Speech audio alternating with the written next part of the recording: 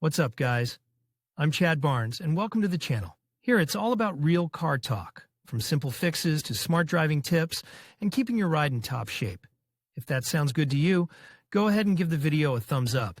Hit that subscribe button, and make sure you watch all the way through. There's a lot of good stuff coming. Let's get to it. The sanctions against Russia are the most unpleasant for the French concern Renault out of the whole world automobile industry. The company is deeply integrated into our market, and the exit is very sensitive for all parties. Just two facts are enough. For the brand, Russian sales are the second largest after its native France, and it owns 2/3 of AvtoVAZ shares. It is understandable that, to put it mildly, one does not want to lose all this. And yet Renault is seriously considering going out of business in Russia. Foreign top managers are leaving Tolyatti. They will continue to work in Moscow, in Renault's representative office, or they will return home altogether. But their work in the capital of the Russian automobile industry, to all appearances, is already finished for good. The French share in AvtoVAZ is estimated at about €1.2 billion. However, as it became known, now the most probable option is to sell it for just €1 ruble. Renault will transfer its Tolyatti assets to Nomi and the Moscow plant to the capital government. Moreover, the company will get an option for the right of repurchase within 5-6 years. In other words, today it is again not about leaving the market, but about disguised downtime. A worse scenario than the sale of shares is possible.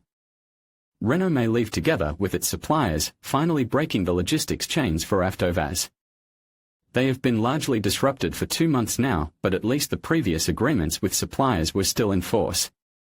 AvtoVAZ did not sit idle and found replacements for a number of components in Asian markets. But not for all, that is for sure. Thus, dealers are already talking about an acute shortage of all models with automated transmissions. Vesta and X-Ray Cross are equipped with a variator from the Japanese company Jatco. On Granta, it's same 4-speed automatic. Robot AMT on the Granta Cross and X-Ray is developed on the basis of the VAZ mechanics, but the electronic components for automatic gear shifting is supplied by the German concern ZF. Sellers are waiting for the resumption of deliveries of 2-pedal Ladas not earlier than in a year. And until the deficit will not be defeated, we are waiting for simplified versions of VAZ cars.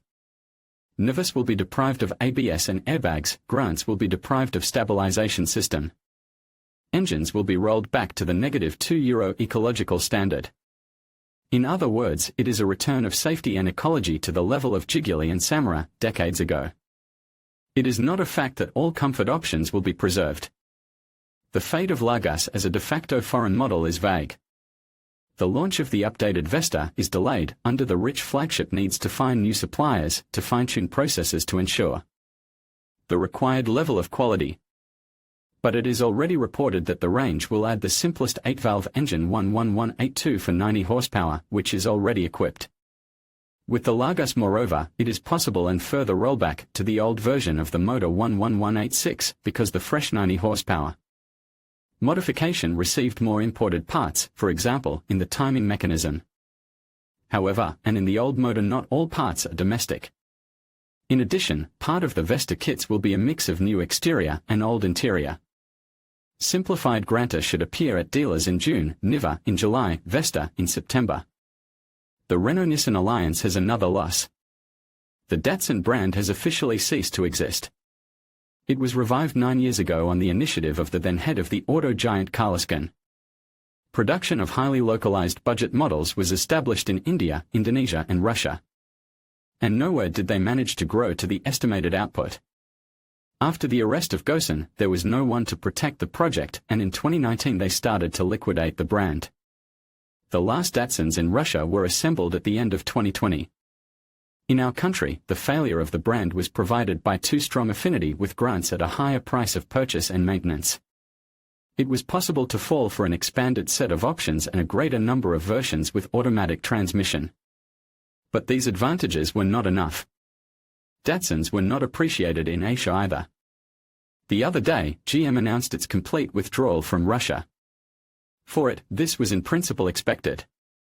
The Americans adhere to the toughest scenario of sanctions, and sales of Chevrolet and Cadillac cars in our country were so small that the auto giant is unlikely to feel this loss.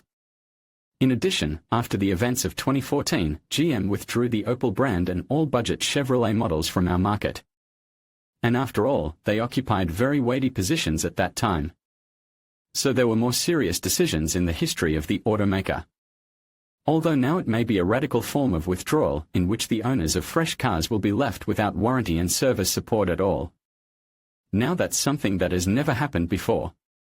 The way out for owners of GM-concerned brands and others suspended may be in parallel imports. The Ministry of Industry and Trade has prepared a list of brands whose products can be imported without the authorization of the rights holder. The document is now being approved by the Ministry of Justice. It includes more than a dozen automobile companies. Interestingly, the Volvo representative office has already stated that it is ready to pay dealers for spare parts bought by them bypassing the official channel. The others have not reacted yet. In general, the situation around the service and warranty is still full of unanswered questions. Neither representative offices nor dealers can clarify the near future. In conclusion, the automotive landscape is undergoing significant shifts as Renault parts ways with AvtoVAZ, marking the end of an era for the brand in Russia. Meanwhile, General Motors' definitive exit signals a broader trend of Western manufacturers reassessing their positions in challenging markets. As we welcome the Euro-2 standards, the industry is poised for a transformation that prioritizes sustainability and innovation. These developments not only reshape the market dynamics but also set the stage for a new chapter in automotive history. Thank you for watching and stay tuned for more insights into the evolving world of cars.